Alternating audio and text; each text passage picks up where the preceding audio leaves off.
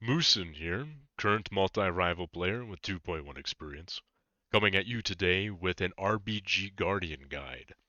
Although there are not too many changes for us going into patch 10.07, this is still a great opportunity to continue to lay that groundwork for the class as we get ready for 10.1.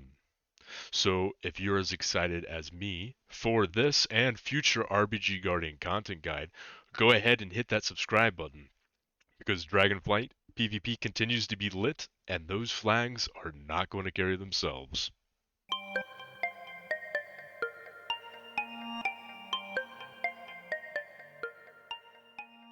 Throughout Shadowlands, Guardian Druid has been the meta for RBGs, thanks to the legacy of the Sleeper Legendary. However, just like the name of the legendary ability, that time has passed us, and the ongoing shortcomings of the class stick out like the cracks in the foundation of a house. Speaking of those cracks, I can make this video easily over 30 minutes talking about what was and what could be, but instead, we're going to focus on what we have and the current state of Guardian Druid as related to RBGs. So, Guardian has always brought versatility to its matches, with the ability to adapt based on compositions. Yet, when it comes to its ability to be a meat shield, let alone mitigate that damage, it has paled in comparison to its counterparts, which has been compounded with the loss of Sleeper, which reduced the slipperiness of the class as a whole, leaving this class heavily reliant on our defensive windows when being trained. So before we jump into some builds, let's cover what the Guardian mitigation looks like, because if you don't know how it works, you're going to be spending more time base sitting the graveyard instead of helping your team. Now, there are a lot of good videos on this topic, so most importantly, know the Guardians cannot parry nor block. And our primary defensive ability is the stackable buff called Iron Fur, which increases your armor to mitigate physical damage. I want to reiterate the fact I just said physical damage. So, in a nutshell, magical damage will hurt. A lot. But I'll come back to touch on that a little bit more later. Lastly, before we jump into my recommended builds, let's talk about stat priority. So far, the general consensus leads towards the primary stat, verse, haste, crisp, and then mastery. I run this on my primary druid and off-spec boomy, or laser chicken if you will. However, on my second guardian, I've been playing around with off-specking feral and prioritizing mastery over haste where available. Although I'm not simming here, I do feel that in PvP the choice is a viable option, and it does play into the Guardian Mastery passive. So rounding this conversation out, this late into the season, I'm not going to touch further on gear, as well as enchants, because they are well known at this point and you really only need to follow the stat priority. Switching gears to talent selection, let's start with the bread and butter of our class, and that's flag carrying. Now, the nice thing with the expanded talent trees this expansion is the ability to target specific compositions and adjust on the fly. For example, on the druid side of the tree, if the other team doesn't have a rogue, you can take the 3 points that you have here to get remove corruption, and you can put them elsewhere, like Ursine Vigor, if you anticipate doing a lot of form swapping, or even getting into, feline swiftness to help you hit those line of sight corners, improve your overall kite game. Sliding over to the Guardian side of the tree now, let's focus on what is important, and that is survivability. As the tree stands here on my screen, the concept is to maximize your defensive windows and reduce as much incoming damage as possible. The first portion of this is accomplished via Moonfire spamming everything you can hit, and it plays well with Scintillating Moonlight, which is going to, with 2 points, reduce all incoming damage by 10%. As a side tangent, this is your really only real magical mitigation. So, very important. Now, the second kickback for the rest of the arcane tree focuses on increasing the overall arcane damage, and by doing so, you're going to gain a level of passive healing while your dot is active with the loons favored.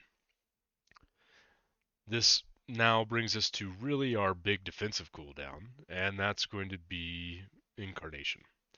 Now, realistically, Personally, for me, this is going to be my oh crap, that's a lot of incoming magical damage button. But unfortunately, excluding the damage reduction from Moonfire, the 30% health increase that Incarn is going to give you is really just your best shot at making you a little bit more spongy to give your healer just enough time to prevent you from being turned into a bare steak. Now, looking at Incarn from the physical aspect, it is our strongest defensive. It's one of the stronger tanking defensives in the game right now. And this is made even better due to us taking Berserk Persistence, which cuts your Iron for cost in half, allowing you to hit and maintain armor cap, as well as makes Frenzied Regeneration spammable, which is that 32% heal over 3 seconds, but also that 20% increase in healing. So for the duration of Incarn, that allows you to maintain a very good hot. Now, the rest of the tree focuses on synergizing these aspects and is further complemented by taking the following PvP talents. As I alluded to earlier, when it comes to bear, we survive within our defensives. So when the stacks get high while carrying the flag, we are sure to die without them. And even with them, it can be suspect if the team is magic heavy. That's why with this flag carrying build, we are making the defenses a little bit more robust. That being said, those of you who are more familiar with Bear will note, why not take Ursuk's guidance then, for the big CD reduction? And at face value, that seems like an easy decision, but honestly, you are losing more defensive ability by doing so. Let's expand on that. In flag carrying maps, you generally aren't going to be trained the entire time, and if so, there are some team flaws or communication errors if you are. Normally speaking, there are going to be offensive and defensive pushes with a downtime in between. Keeping that in mind when looking at Ursuk's guidance, which is a rage relative reduction, if you are lucky, you may be looking at a 30-second reduction in the cooldown overall, and that is in a perfect world. Assuming you can build that much rage, which is also relative to the number of targets on you and targets you can hit. Sure, certain fights will bring you to build a bit more rage, but generally, your team should be peeling for you, so the likelihood of you maintaining that rage to spend it is unlikely, making it more advantageous to spend that talent point for something like another stack of survival instinct to assist you in the downtime between your next incarn. I do want to also address that Iron Fur isn't on the GCD, so technically you could spam it based on your rage generation for a higher CD reduction. But as a whole, you're not in an M plus here with a lot of mobs on you, and I just don't see the benefit of you actually hitting the higher level of reduction. So this is where Emerald Slumber comes in, which not only offers a subtle heal to your team if the next wave comes early, but more importantly, it'll give you a 35-second reduction on all of your defensives, with it bringing your next incarn to line up fairly well for the next push on you. Next, looking at that rage accumulation, something I briefly talked on earlier with our active mitigation, it doesn't actually begin until you're able to A, build rage, and B, spend it. So once the fight begins, we're already behind on the damage mitigation. This is where the PvP talent Raging Frenzy comes in. For those not aware, Raging Frenzy provides 60 rage generation over 3 seconds when using Frenzied Regen, helping you bridge that gap and getting your Iron Fur up quickly, as each use outside of Incarn costs 40 rage, rather steep. This also plays well into your Incarn talent, as you can spam Frenzied Regeneration to maximize your active mitigation and other rage spenders. Lastly, for the third PvP talent, we're looking at Overrun.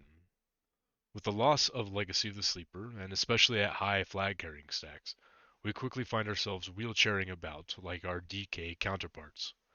So this realistically provides us with some more mobility in attempting to make line of sight corners and staying ahead of incoming damage. It's not too hard once you get a lot of stacks to have them quickly cut you off. Why not take advantage of that? Turning our attention to the base sitting build, the PvP talents relatively remain the same, except for switching out Overrun to add toughness for the stun effect reduction. Likewise, the druid side of the tree retains its flexibility as noted earlier in the flag carrying build. Personally, for me, if they don't have a rogue, I will tend to take these 4 points away and readjust accordingly. Really, it's kind of dealer's choice. I myself will either sometimes take that additional stack of Wellhound Instinct, or maybe even go into Nurturing Instinct, which will benefit from Elun's Favored, just to get a little bit more passive healing. Turning to the Guardian side, we are moving away from the survivability that we were looking for in the flag carrying build, and adjusting to increase overall damage.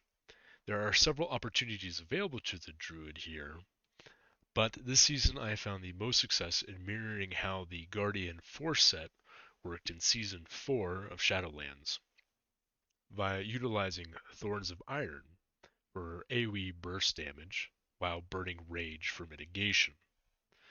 This is complemented by a couple things. One being Reinforced Firm, which is going to give you that additional armor.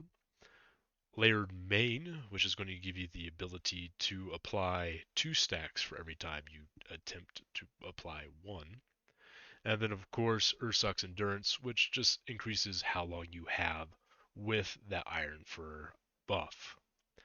Now, I would be remiss not to make mention of that this is actually one of the changes coming for Guardian in 10.07.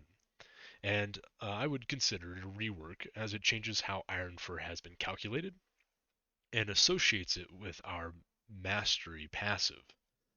Blizzard does describe this as a net neutral change, but we'll see how it plays out.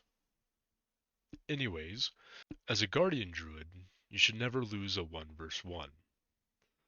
But by having Thorns of Iron, this does allow you to have additional counter pressure as well as survivability when fighting additional aggressors, to the point where you will outlive their defensives while still consistently be pumping out that damage, to the point to where they may even peel before your backup makes it to you. One last thing on Ironfur though, before moving forward. Prior to 10.07, the AoE damage would not spin the flag, unlike Barkskin, but with the rework we shall see if this changes.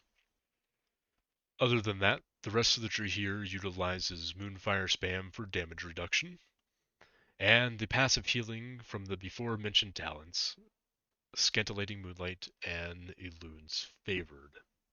Well, that's it, y'all.